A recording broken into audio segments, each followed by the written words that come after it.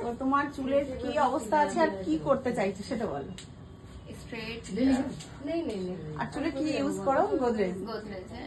তো গোদরেজ করে তো চুলটা একদম নষ্ট হয়ে গেছে है কালারটা করে। হ্যাঁ। তো তুমি নিজেই বুঝতে পারছো চুলটা খুব ফ্রিজি হয়ে গেছে, রাফ হয়ে গেছে, কেটে যাচ্ছে। হ্যাঁ তো ওনাকে কালার করতেই হয়, যেহেতু একটু গ্রে হেয়ার আছে।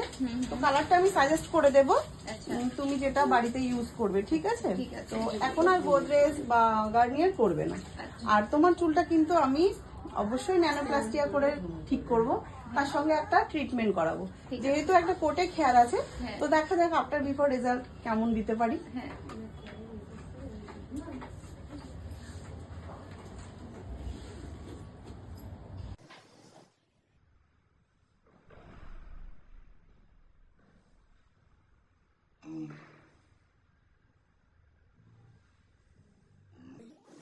আমি मुंबई থেকে আছি और ये मेरा बाल इन्होंने किए स्ट्रेट और काफी अच्छा लगा मुझे इनका परफॉर्मेंस बहुत अच्छा है।